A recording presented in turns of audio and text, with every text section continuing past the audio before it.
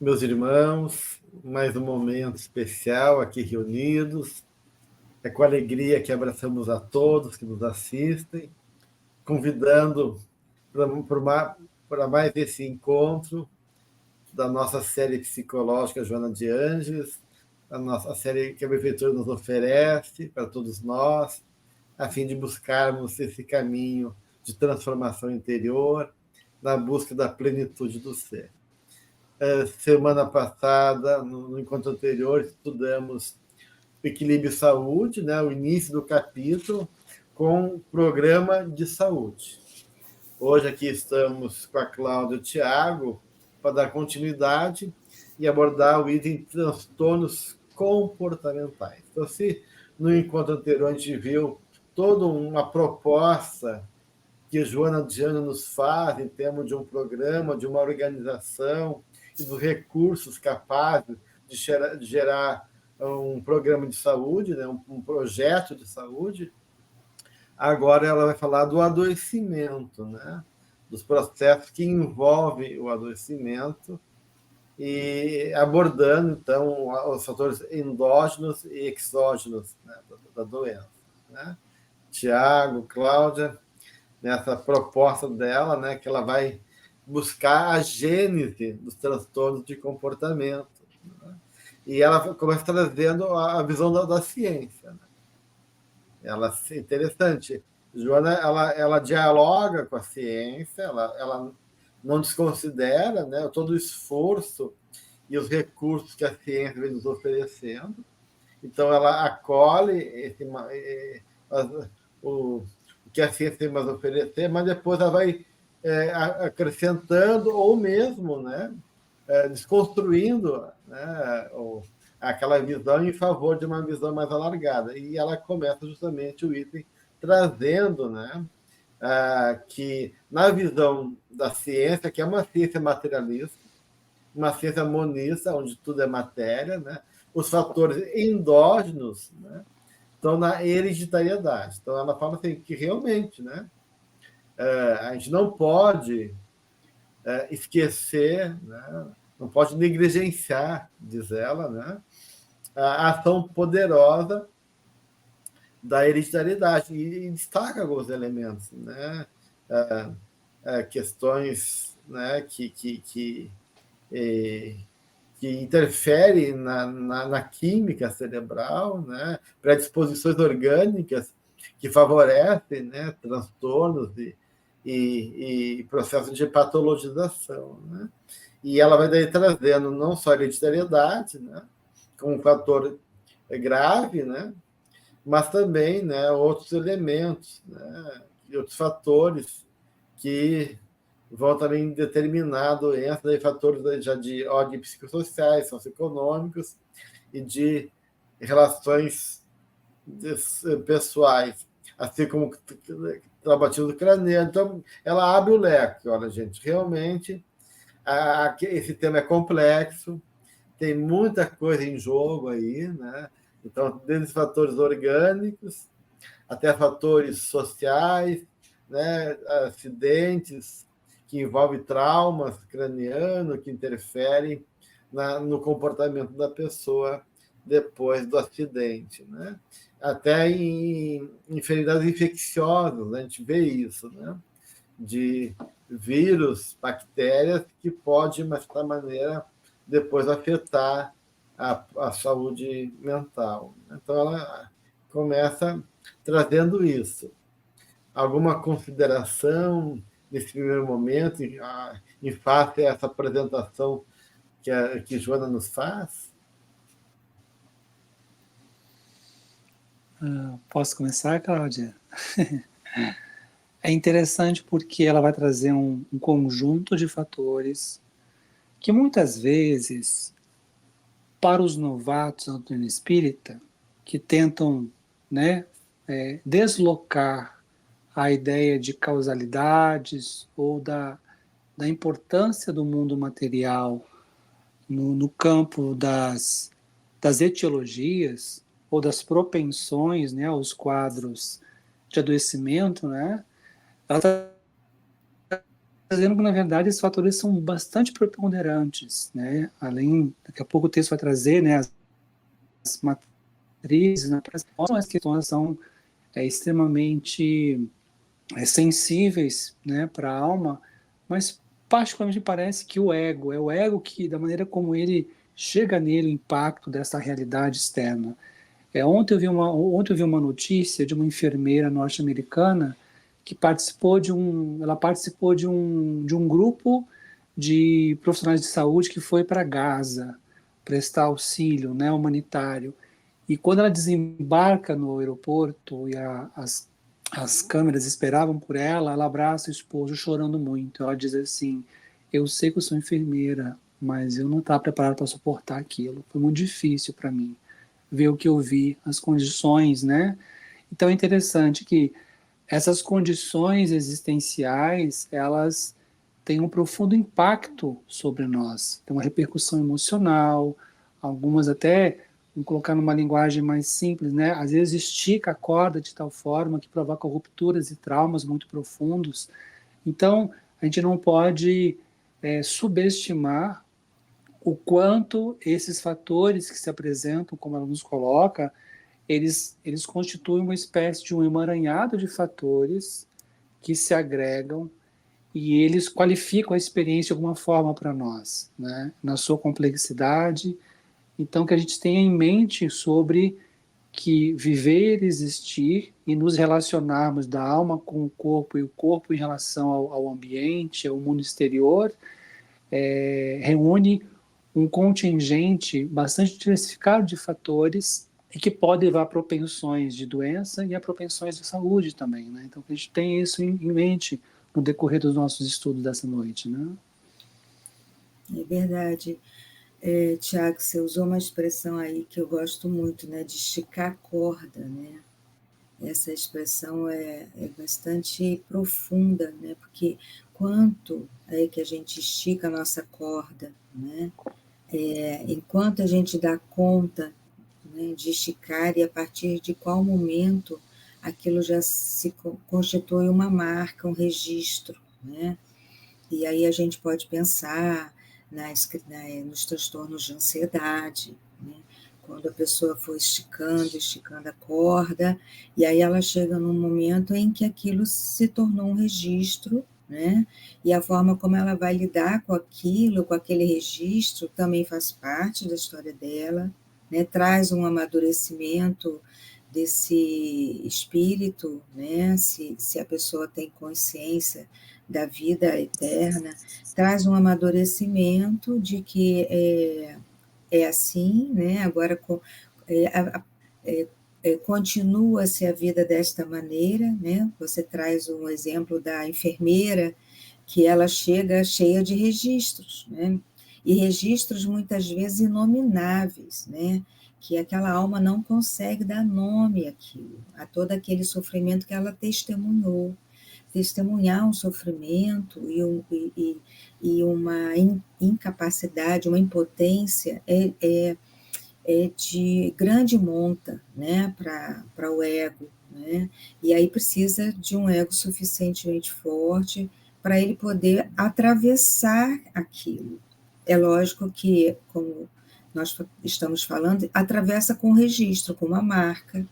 Assim, quando se tem um acidente, uma cirurgia, né, e precisa se fazer algum procedimento, tem a cicatriz, né? Então aquela cicatriz fica, mas o importante é o que a gente vai fazer com aquilo, como é que a gente vai lidar com a continuidade da vida, apesar daquilo, né?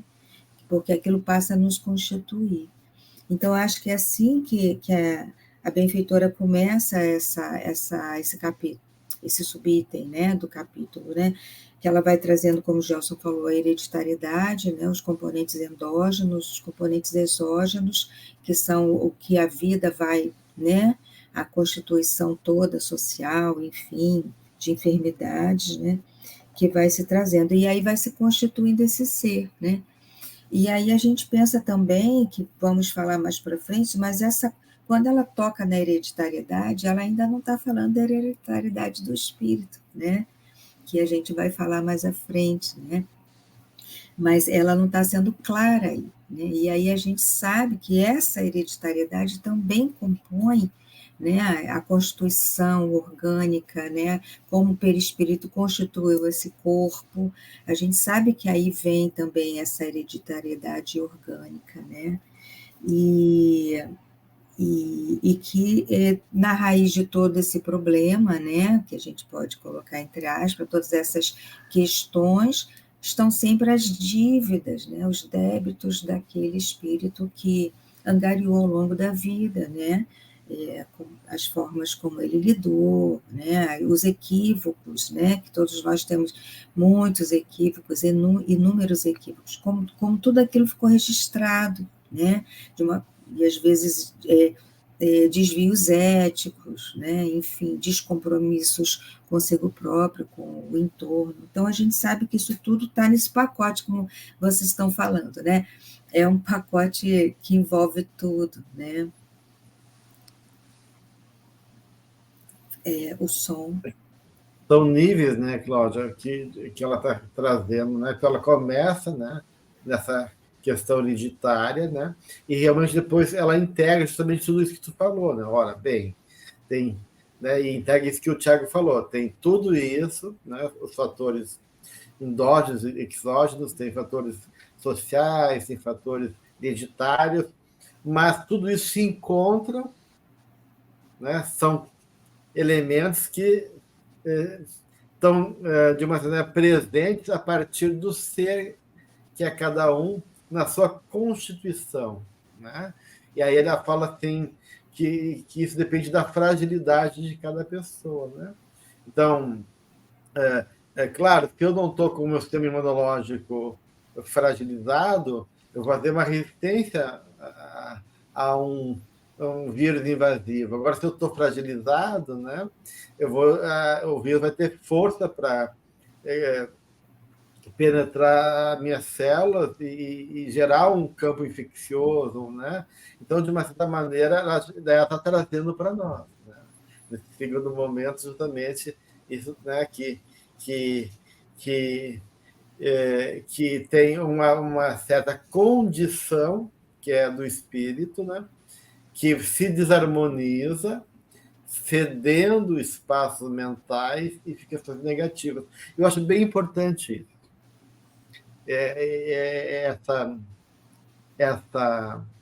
Esse parágrafo da João Diante, porque ele está dizendo assim, olha, todos nós podemos adoecer. Assim como todos nós podemos nos curar, né? Porque essa fragilidade não é uma coisa estática. Eu venho com uma condição frágil e vou morrer nessa condição. Claro, todos nós trazemos, como a Cláudia está falando, né, Cláudia, uma história reencarnatória, milenária, de situações de conflitos, de dor, de traumas, de culpas, seja o que for. Mas, se eu me mantenho em harmonia, se eu me mantenho comprometido, né, com alguns fatores que são fortalecedores da minha identidade, né, que autoafirmam o melhor de mim, então aquela predisposição mais negativa não precisa aparecer a ponto de gerar um desconcerto, né? Mas se eu me desorganizo, né, a partir da minha atitude, né, ela fala assim, ao ser que desarmoniza, cedendo ao espaço mental e fixações negativas, né, acabam sendo tu inundado, né? Daí tu abre mão de ti mesmo, tu perde a conexão com o teu self, com a tua essência divina e com a essência da tua realidade espiritual, e aí, de uma certa maneira, né, que ninguém é perfeito, né? Nós trazemos, né, potenciais maravilhosos, mas núcleos patologizados, e aí isso pode virar um caldo complicado na nossa vida. Se me permite, Tiago, aproveitar essa fala do Gelson, né? Quando ele está dizendo isso, né? Eu me lembro assim, por exemplo, há casos de adoecimento, por exemplo, do câncer, né? Que a pessoa tem um diagnóstico terrível e ela consegue driblar isso, né? Então, através do pensamento, né? Envolvido em pensamentos de cura, né? Além do trabalho alopático, né? Do tratamento alopático, com certeza, né? Eu soube de um caso de uma pessoa que estava com bastante, bem comprometida, muitas metástases, e aquilo se recolheu, né, e que a própria equipe médica não conseguiu entender por quê, né, como aquilo surgiu, né, então foi um tratamento multidisciplinar, né, com aplicação de reiki, com psicoterapia, com a medicação alopática, né, com as orações, a meditação da pessoa. Então, assim, como você disse, né, aquilo surge, né, muitas vezes ela vem com aquele registro para ser impresso e nem acontece. Outras vezes vem com registro, ele se instala, né, que a gente sabe que é para a cura do espírito, né, o adoecimento é para a cura do espírito, ele se instala e ela consegue reverter aquilo, a pessoa consegue, né, e outras vezes ela não consegue, mas a gente sempre mantém o foco, né, para os indígenas, o espírito está curado, né, o corpo não, mas o espírito está curado, e a gente sabe que para a doutrina também. Então, mesmo tendo o registro, mesmo se instalado, né, aquilo pode ser, ter caminhos, né, ter soluções diferenciadas, né, a depender de cada um, né. E só para complementar, né, dessa fragilidade da personalidade que se desarmoniza, cedendo o espaço mental a fixações, né, no fim do primeiro subitem, fala do pensar bem, do pensar corretamente, né? E aí eu me lembrei, né, de buscar no Mecanismos da Mediunidade, que fala justamente do pensamento, né? Que ele diz que a força, André Luiz diz que a força motriz do espírito, receptor e emissor de vibrações de altíssimo teor, capazes de ele definir a constituição atual, atormentada ou virtuosa, né? Então, o pensamento aí entrando como um processo de autocura também, ou de autoadoecimento, né? A depender de como a pessoa vai lidar com isso, né? Vai prosseguir, né? Nesse abrigar, né? Nesse abrigar de pensamentos, né? Então, ela vai se tornar porta para abrir para quê, né? E também gosto muito, Tiago, sem atrapalhar já a tua, né, sem me delongar muito, mas você falou muito de esticar a corda, eu amo essa expressão, e eu também gosto de pensar nas frestas, né?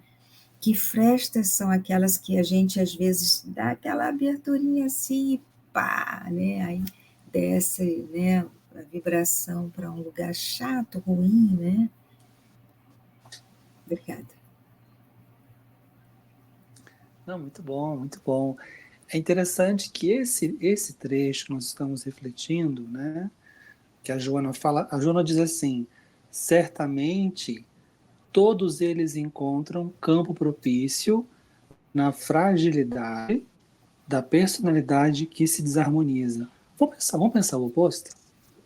Certamente todos eles não encontram campo propício na robusteza, na resistência, na resiliência da personalidade que se harmoniza. E aí eu lembrei de uma personagem que me marcou muito na obra A Tragédia de Santa Maria, do Dr. Bezerra de Menezes, pela psicografia da Ivone Pereira, que é a personagem Pamela. Ela renasce no Rio de Janeiro, é um espírito que já tem caracteres espirituais mais desenvolvidos, é uma alma mais madura, mas a gente percebe que coabitando numa região de muita vulnerabilidade social, de questões culturais, de um ambiente um tanto quanto vicioso, ela não cedia. É como se existisse nela um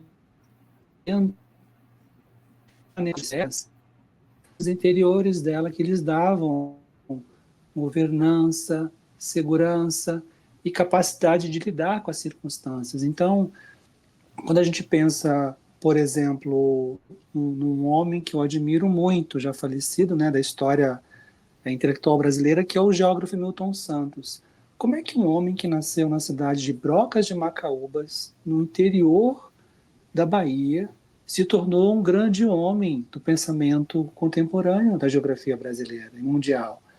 O que impulso é esse que diferencia ele, sem querer dizer assim, no sentido de desqualificar ou criticar, mas esse lugar comum, ordinário da condição humana em que surgem essas almas gigantes? São almas que inspiram, né? São almas que elas não têm elas, elas são capazes de lidar com aquilo de uma forma prospectiva. Então, e nós conhecemos vários homens e mulheres no mundo que vêm de um lugar em que se espera, às vezes não se espera nada dessas pessoas, e eles mostram uma potência que os diferencia. Acredito eu que tem a ver com isso. Já tem um campo espiritual mais organizado, né? Uma consciência mais lúcida, em que o espaço para esse adoecimento ele não é tão propício, porque a alma consegue modular a experiência de uma forma mais equilibrada. Então, é interessante pensar nisso, né? Que no ponto médio, a Joana está descrevendo, acho, uma condição existencial em que nós adoecemos, nós não damos conta, e o corpo repercute isso, a psique repercute essa dificuldade, né, de conseguir lidar e assimilar as experiências de forma mais saudável, né? É interessante saber, né, que esse exemplo está trazendo, né, Tiago, foi uma conquista da pessoa, né? Essas aptidões que a própria Joana fala, né, que trazemos, né, e que vão se desenvolvendo, e que algumas almas nobres, nas suas áreas de conhecimento, de ação, seja na arte, na ciência, na religião, acrescentam algo de especial para a humanidade, né? A mesma coisa em relação às enfermidades, né? Ela dizendo que isso é um processo também, né? Então, esse enfraquecimento, né? Ela fala dessa fragilidade, né? Também é um processo que vem ao longo do tempo, né? E por isso que muitas vezes não numa encarnação que a gente vai conseguir resolver muito dessas constituições psíquicas da gente, né? A gente vai poder aprender a lidar, talvez, com elas em alguns aspectos, mas outras a gente vai... Porque elas são reflexo de uma caminhada de muito tempo. E aí ela vai ser muito categórica, de uma coisa que a gente já sabe, mas que é bem importante, e que, mesmo fadado à perfeição, né? E nós temos na nossa inconsciência, né, impresso o Código dos Deveres que dirige a nossa vida, né? Quando o Kardec pergunta onde está a lei divina na consciência dos homens, não na consciência egóica, mas na consciência ética do espírito, né?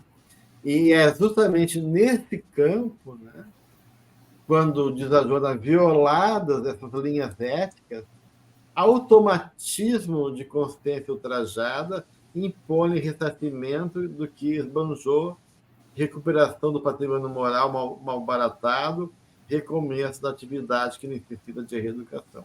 Ou seja, eu me perco de mim, eu me perco de Deus, eu me perco daquilo que sustenta a minha vida, que é essas leis naturais, né? E aí, de uma certa maneira, eu tenho que me reorganizar, né? Porque a beleza, né? A perfeição, o amor, envolve harmonia, né? Envolve uma dinâmica bela e harmoniosa. Então, eu me perdi, né, nessa harmonia, e aí eu tenho que, de uma certa forma, então, enfrentar, né, isso que em mim está em desacerto, né, que está desacomodado, que está, né, atrapalhado, né? E aí que ela vai dizer, então, que todo esse processo que ela começou a falar lá no início, hereditário, né, é reflexo dessas matrizes profundas da alma que vão né, está presente, né, no nosso perispírito, nosso corpo espiritual, para se revelar no corpo depois, no corpo físico depois, né? Então, o perfil do modelador do espírito, do corpo, vai refletir o que está na alma, né? Então, ele vai dizer que essa hereditariedade aí, tão importante, né, como elemento de adoecimento, não é por acaso, não é aleatório, né? Elas vão se fixar, né? Todo o código genético vai se organizar, né? E vai eleger das matrizes que tu herdou, pai e mãe, avós, né?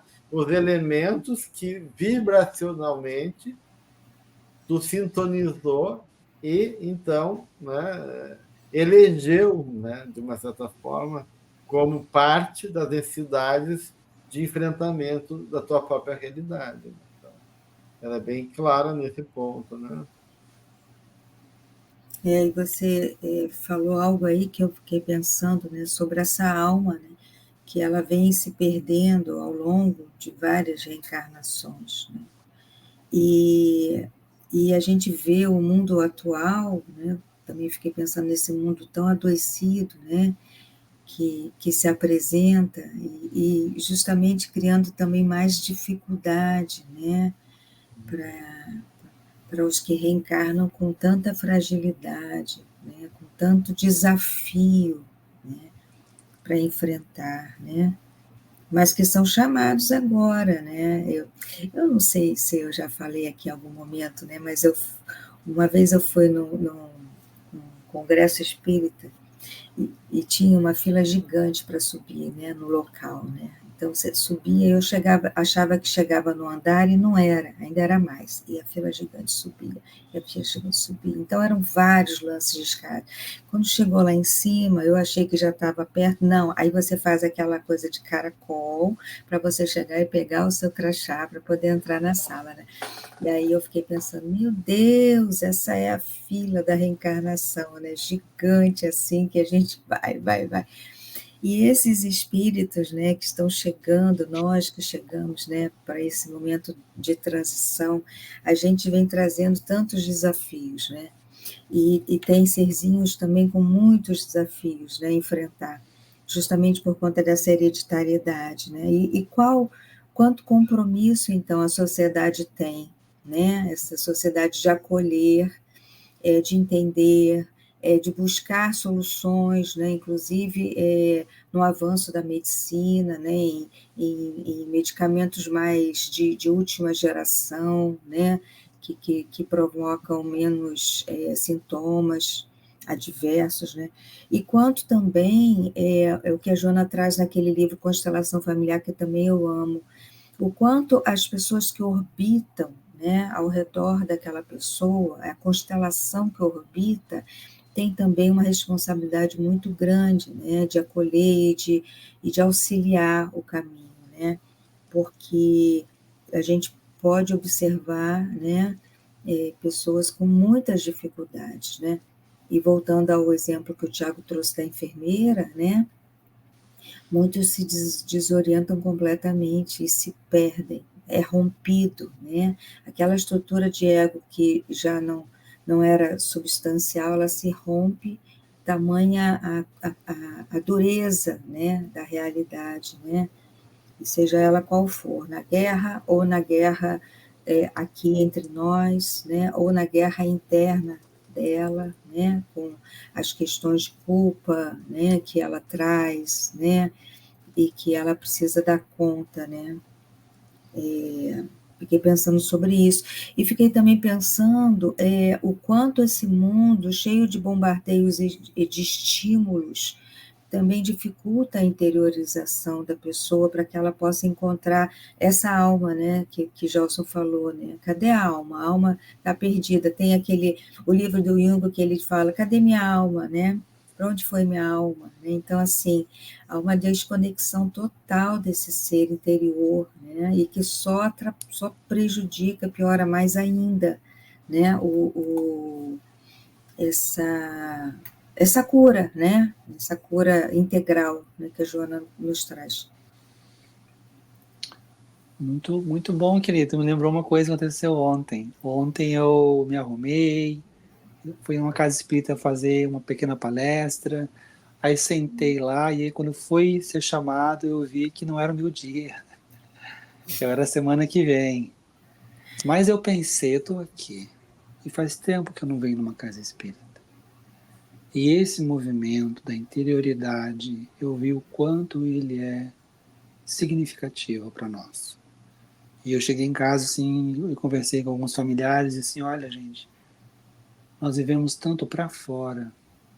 A gente reage, a gente interage, a gente está vivendo um mundo tanto, mas parece algo que é pouco, tem pouca consciência nesse processo e falta buscarmos também a nossa interioridade. E, então, quando tu traz essas reflexões, e eu vejo Joana fazer, né, uma reflexão em torno de como esse progresso que a alma vai se burilando e ela mostra nessa instinto, razão, intuição, me vem muito esse lugar, porque lá na casa espírita eu pensei, como é bom estar aqui, como é bom fechar os olhos, como é bom ficar em silêncio, como é bom deixar que a alma em si se expresse e a gente tem uma conexão com algo que a gente, assim, a gente pensa que nós somos espíritas, a gente sabe do mundo espiritual, a gente sabe, mas quando a gente está buscando essa conexão por meio da nossa interioridade, para que a gente possa ter uma vida mais saudável, uma vida mais harmoniosa, porque estar no mundo, encampando, como fala o Paulo, a boa luta, o bom combate, não tira de nós, de empreendemos esse caminho de lidarmos com os nossos desafios, os desafios da vida, com mais pacificidade, com um pouco mais de calma, né, com menos reatividade, com um pouco mais de bondade, ternura, né? Como falta ternura no mundo, né? Então, isso são os sinais da necessidade da alma que deseja saúde, mas tem que buscar os caminhos para que isso possa se expressar, porque o contrário, ele é a expressão do adoecimento. Então, assim, quando ela fala, e só para encerrar, para não prolongar muito, né, esse momento aqui, nesse momento da fala, quando ela fala, ela fala assim, olha, tem uma anterioridade. E é curioso que talvez nós, por muitas vezes, víamos no erro ou na prática do mal, né, do dolo, algo que era virtuoso. Então nós sustentávamos certas posturas, certas condutas, por acreditarmos que aquilo eram verdades importantes para nós. Mas depois que a gente começa a cair em si, se dá conta de que certos atos foram muito danosos para nós mesmos, a gente se dá conta que quando a gente reencarna, ter que lidar com aquilo, às vezes já está num lugar mais sombrio, né? Tá no sombrio, não está no virtuoso consciente. E é interessante que o que o Gelson trouxe, para encerrar aqui, eu lembrei de uma fala do ministro Clarencio, na obra Entre a Terra e o Céu, em que ele diz que cada um de nós, de fato, vai renascer na Terra, exprimindo, né, no corpo todo esse patrimônio, de bem ou de mal, que a gente incorporou no perispírito. Então não há como escapar, é como se a gente fosse tecendo com fios mais luminosos ou fios mais sombrios as experiências, as condições energéticas para transtorno, desequilíbrio ou para equilíbrio do perispírito. E ele fala assim que a carne no campo provacional, né, o vaso físico, ele não é só, sem dúvida, a perspectiva de um vaso divino para o crescimento espiritual nosso, né, de possibilidades serem descobertas, mas ele muitas vezes inscreve condições difíceis, condições provacionais, expiatórias, e ele usa uma expressão que é a expressão do carvão milagroso. E, né, a energia está ali, o transtorno, o desequilíbrio está energético no perispírito, ele meio que, como carvão milagroso que é o corpo vai absorvendo esses tóxicos, esses resíduos, e que se manifestam nas enfermidades, nas condições clínicas, sejam elas psicopatológicas, sejam elas aquelas das patogenias orgânicas. Então, assim, está inscrito, é a nossa história, e a Joana fala, tá aí, não há como fugir disso. É a nossa historicidade se apresentando também como mais um componente essencial nessa condição em que a gente está vivendo, né? Em que a gente se expressa na vida. É por isso que ela coloca aqui, né, Tiago, e ela afirma isso tudo que está lembrando aí da Terra ao Céu, que ela diz: cada ser em desenvolvimento na Terra possui o corpo que lhe é necessário para a evolução. E eu acho genial a frase dela, né? Porque ela usa um termo necessário. E o mundo não se move pelo necessário. O mundo se for o ego, né? A nossa natureza ainda imatura, se move para uma gratificação imediata, para uma conquista ainda sensória desse lugar ainda da qual a gente está acostumado, né? Que é muito primário, muito ainda primitivo, né? E que alimenta sensações, mas não alimenta a alma. Então, o que é necessário para a alma? Então, esse para mim é o ponto fundamental aqui, que ela está trazendo aqui, porque nem tudo que a gente quer é necessário para a alma. E isso vale não só em relação ao corpo, né? Quer dizer que cada um possui o corpo necessário para a sua evolução, mas envolve toda a dinâmica, na verdade. Se a gente ver até a questão do casamento, é isso, as relações humanas, né? Que a gente quer sempre a felicidade, né? Então, tem um, um, um analista junguiano chamado Guga Will Craig que diz: o casamento está morto. Daí ele diz: viva o casamento. E ele vai explicar justamente: o casamento não está a serviço da felicidade, mas está a serviço da necessidade da alma. Então, a gente quer a felicidade sem pagar o tributo para chegar nela. Né? E antes, são as necessidades que nós nos impomos. Né? Tudo isso, né? Porque não foi o mundo que nos cobra, não é um capricho de Deus, né? É aquilo que ela fala, a Joana tá, mais adiante vai falar. Nós somos devedores, né, no processo de resgate, né? E esse devedor é importante ser entendido não como uma coisa dogmática, num certo discurso antigo, né, de pecado. É devedor porque estamos em falta, né, com aquilo que é melhor em nós. Nos perdemos de nós mesmos, né? Então, essa dívida, né, é dívida de sermos amorosos, comprometidos e responsáveis pelo nosso próprio processo, reconhecendo assim a nossa capacidade como filho de Deus, né?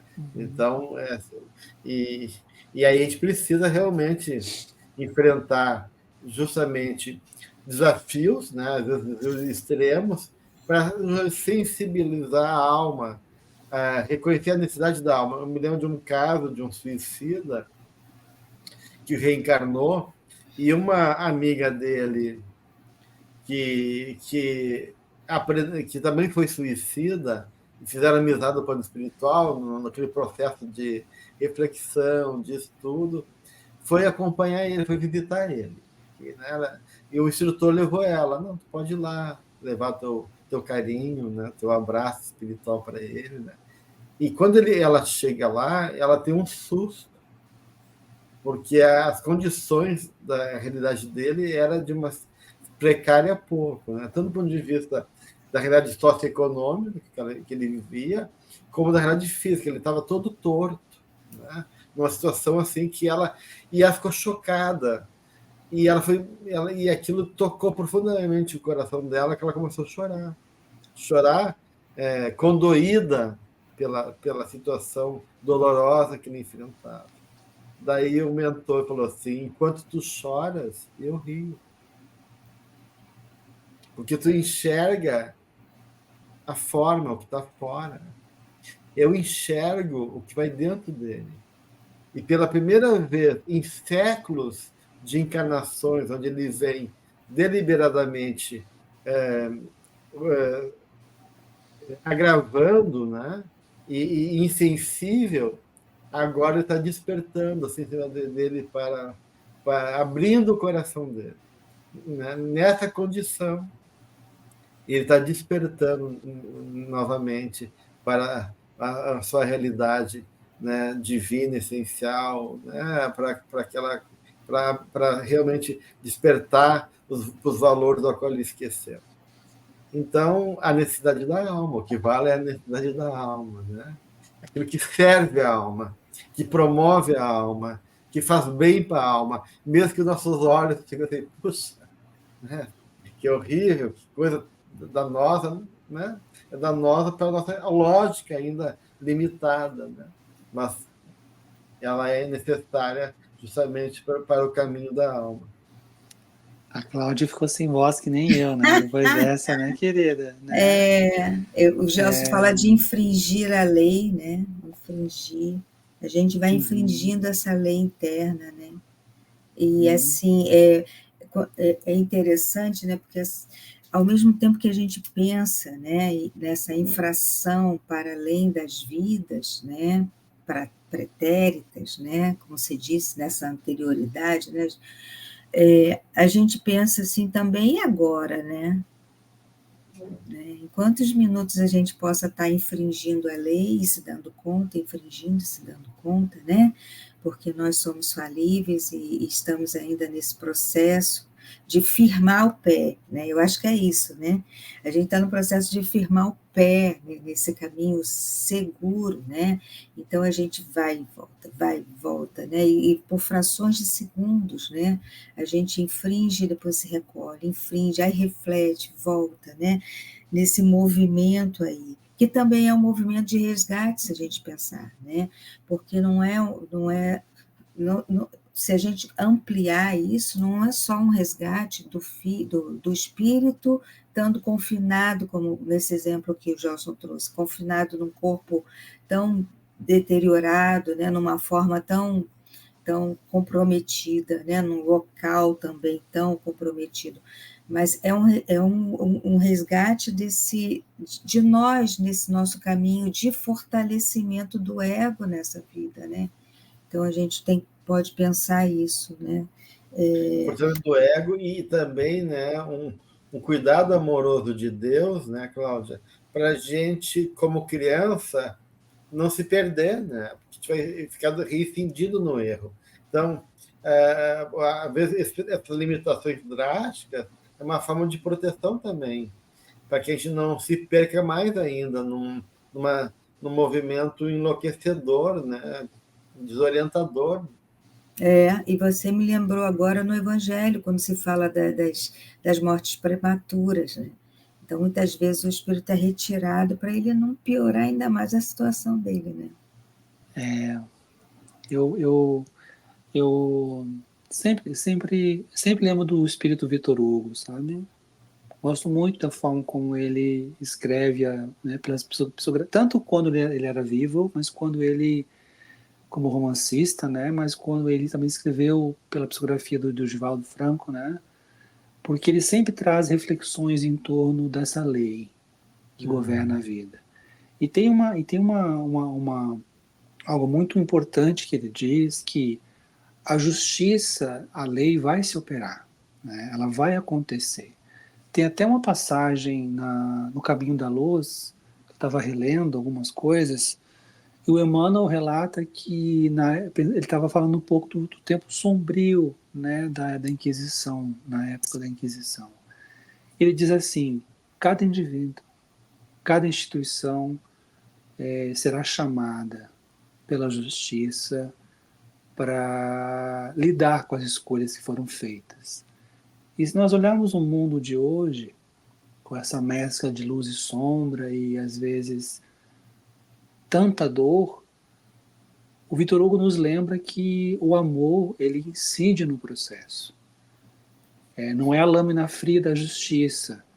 É a ideia de, por exemplo, alguém que renasce em uma condição de debilidade física, orgânica muito grave, ou uma condição clínica psíquica de grande vulnerabilidade, de grande sofrimento psíquico, e a gente vê a incidência das possibilidades de cuidado. E às vezes, quem está cuidando, às vezes nem espiritualista é, mas algo move nesse lugar de cuidar, de amparar e de oferecer um cuidado profissional que, em última instância, é a ideia de amorosidade, de proteção, de se garantir um direito. Então, é interessante que na circunvolução da história humana sempre vai existir a necessidade da gente resgatar as nossas questões mais profundas. Mas é como se o campo da solidariedade, dessa proximidade das relações, possibilita o florescimento de algo que eu acho que é o magnânimo do processo, que é a experiência do amor, que resgata. Então, livro Ação e Reação, do André Luiz, tem um exemplo disso, né? Um triângulo amoroso entre duas irmãs e um rapaz, a mais frágil, emocionalmente se vê traída e tira a própria vida. E aí o ministro que está cuidando da situação é chamado e ele diz assim, já sei o que nós vamos fazer. E ela reencarna como filha do casal. E aí ela nasce com um problema grave orgânico, com uma certa debilidade mental, e aí o André Luiz escreve de uma forma muito bonita, mas dolorosa, né? A criança chorava muito, desde pequenininha, chorava, chorava, chorava, chorava, e ela já pequena, era visitada pelas imagens aterradoras do que aconteceu com ela, e ela, você vê, um bebê ainda, mas lutando já com aquela experiência psíquica, e quanto mais ela vociferava a angústia dela, mais aquele casal que foi corresponsável pelo processo mais alinhava, mais amava, mais acolhia, mais protegia.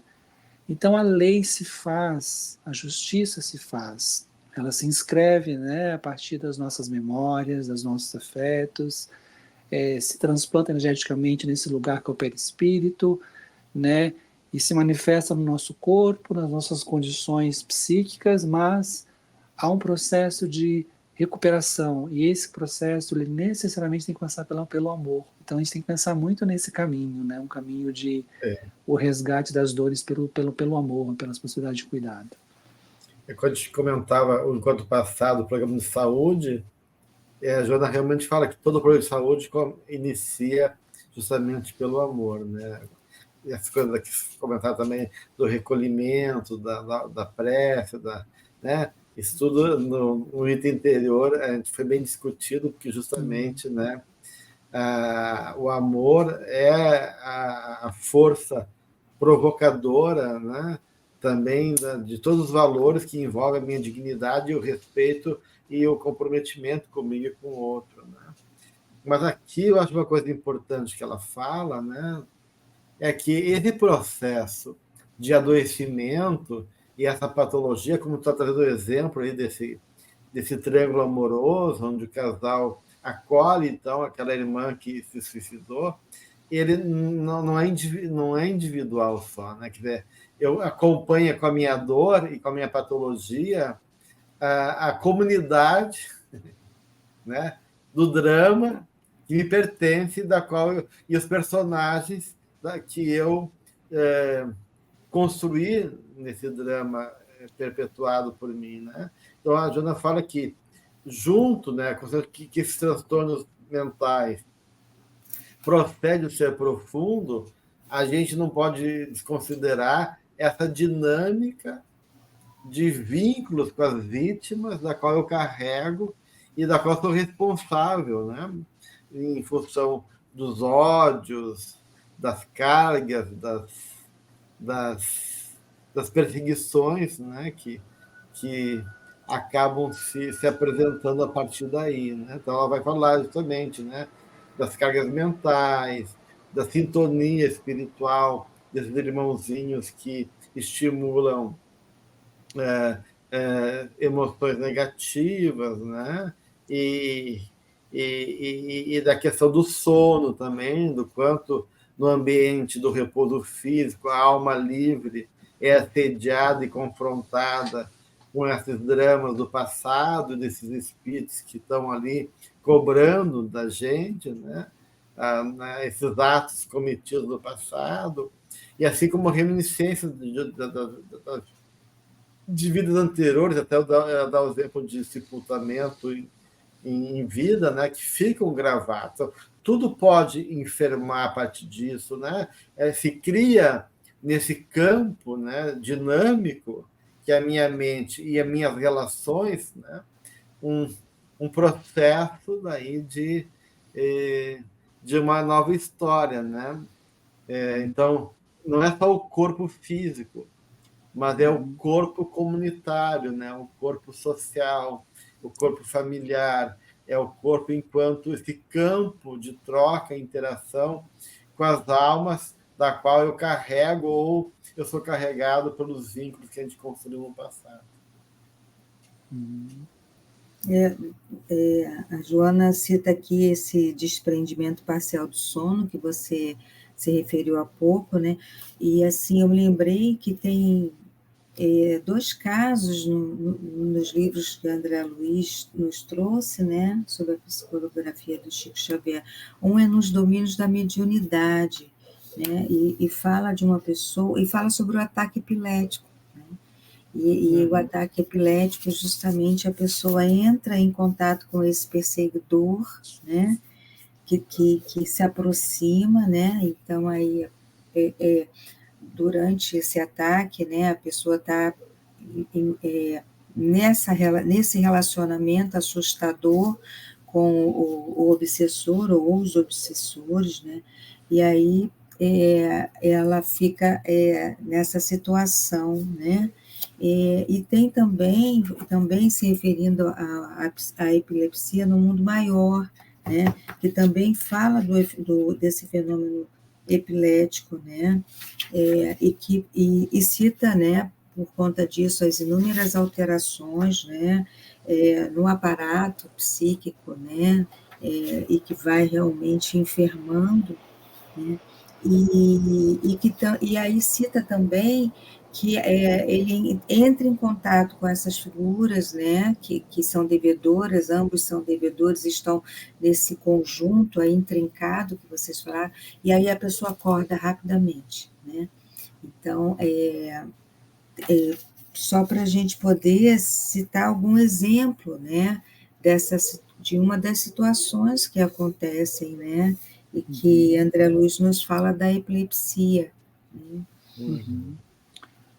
Uma coisa interessante que vocês foram falando, eu fui lembrando de umas histórias, e aquilo, né, muitas vezes nós experienciamos algo em uma vida que mesmo a gente desencarnando, tentando trabalhar aquilo, tenta um amparo técnico no mundo espiritual entre as vidas, às vezes não é suficiente, porque é aquilo, né, é o que a alma consegue dar conta.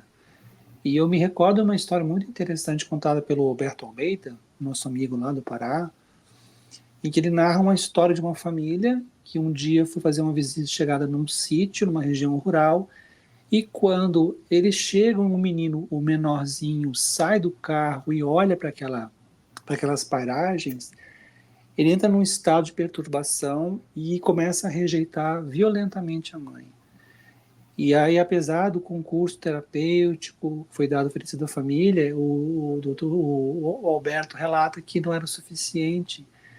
E aí o menininho foi crescendo, até que chegou um momento que foi possível fazer um trabalho. E imagine, passar anos uma rejeição e não sabia entender por quê. E aí, ele já pré-adolescente, ou já adolescente, o caso chegou a ele. E ele narra que foi possível fazer um trabalho de, de acesso às memórias pela terapia de vidas passadas, né? No caso, ele fez um auxílio técnico para poder... E se descobriu que era uma família de espíritos que vivia junto há muito tempo numa encarnação, não foi a última, foi a anterior ainda. Eram muito pobres, muito miseráveis, e a mãe morava nos pés, no caso de Itapera, e aí nasceu esse menino, que era o filho agora, o menor. E aí não tinha o que comer, e aquela situação drástica, e ela pegou aquela criança já muito fraca após o nascimento, e ela achou que botou a criança em cima de uma cama, achou que a criança tinha morrido. E aí ela diz assim, se morrer, pelo menos é menos um. E aí, de alguma forma, a criança registrou aquilo. E aquilo ficou.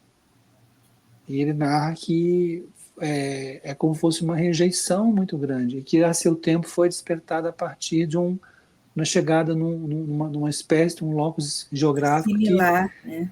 e que despertou aquilo, e que foi difícil, porque é como o espírito lidou com a rejeição e como essa memória fica arquivada, né? Então, Impressionante, assim, né, Tiago? Como essas marcas, né, são subjetivadas e ganham um lugar, né, na nossa vida, né? Mas uma das questões que ela mais coloca, do ponto de vista assim, dessas marcas e como uma força catalisadora que constela, né, o processo doloroso, é a culpa, né? Aqui ela fala do quanto a culpa também é algo que acaba imantando, né? E criando um ambiente propício para a loucura, né? A culpa e o medo, né? Porque a culpa ela vai abrir espaço para atrair justamente esses vínculos do passado, né? Que vão reforçar, vão retroalimentar, né, o meu conflito interno. Então, quanto mais culpa, mais eu me fragilizo, mais eu atraio espíritos contrários, mais eles incudem em mim culpa, né? Mais eu vou assumindo aquele lugar, e aí eu entro num processo realmente muito perigoso, né, de psicose, de processo de esquizofrenização, em função dessa culpa, né? Então, a Joana, isso é um elemento que ela sempre vai trabalhar, a importância de tu se auto-perdoar e superar a culpa, né? Porque ela aqui vai dizer, né, que a culpa abre as comportas das percepções, né? E as percepções nefastas, sombrias, né? Seja dos vínculos do passado, como da memória, assim como essa criança conectou com algo negativo, né? A culpa potencializa, né? A vinculação e a conexão com experiências da qual eu tô em conflito. É uma coisa bem importante que ela diz. Eu sempre trago para o presente, né? Se no passado nós angariamos tantas coisas, né? E a gente chega nesse contexto que Gelson trouxe, né? Um pouquinho atrás, né? Desse conjunto, né? Familiar, né? Que será que a gente pode estar reatualizando agora, né? Essa é a questão, né? Então, é porque pelos movimentos inconscientes, né, desse conjunto, né, a coisa pode ser levada exatamente para aquele lugar que aconteceu lá atrás, né? Então, o que será que a gente está fazendo de repetição, né? Se esse é o momento agora da gente romper com isso, com esse padrão, né? E nós temos o véu do esquecimento, né? Aí complica bastante, né? Porque se a gente tivesse a dica, né? Cuidado, né? Olha a armadilha aí de novo. Então, é o que a Joana nos fala, né? Sempre ir para dentro, né? Refletir, pensar, né? E trazer para esse momento agora o que pode ser repetição, né? Enfim, pensar melhor sobre isso, né? Para que a gente não reatualize, né? Essa reatualização é complicada, né? Ela vai encerrando esse tópico, deixando muito claro que, apesar do conjunto de questões que se agregam, que caracterizam uma análise sobre a condição de alguém, né, aquilo que está se passando com a pessoa, sempre vai ter, né, subjaz a esse processo, isto é, no backstage, né, nos bastidores daquele cenário que se observa na condição circunscrita numa encarnação, ao ser espiritual se fazendo presente. E, de alguma forma, ele é responsável pela sua problemática no sentido de que ele traz consigo, dentro de si, esses elementos a serem trabalhados. Então, eu acho que o grande desafio, e isso já falamos, eu acho que em outros encontros a respeito disso, o lugar da vontade, da coragem, de sair desse lugar. Comumente eu escuto assim de algumas pessoas: como é que foi sua semana? Mesma coisa, mesma rotina, não fiz nada de diferente. Esse movimento de sair deste lugar, ou de romper uma crisálida do sofrimento, rompeu esse lugar de, olha, estou cansado desse lugar de como me percebo deprimido, só não sei para onde ir, eu me vejo adoecido no corpo, uma doença que não vai embora, e eu não consigo encontrar uma forma de lidar com ela de outra maneira, de forma mais, até mais otimista, dependendo, né? Isso vai ser de cada um, mas ela fala de uma forma muito bonita ao final a ideia de uma ajuda afetuosa, que traz de novo essa dialética da relação, da importância de cuidarmos uns dos outros, que o fato de eu estar passando às vezes por situações tão difíceis não implica que a condição queima dentro de mim, mas não quer dizer que tem que queimar dentro de ti sozinho. Você pode estar buscando auxílio e ter uma mão parceira que te ajude, que te escute, né? Então ela instiga isso e valoriza a ciência, né? Busquem os contributos da ciência, busca as possibilidades do espiritismo, essas ferramentas congregadas, elas tornam mais integrais esse cuidado, né, que nós todos precisamos para lidar com as nossas dificuldades, né, com os nossos desafios.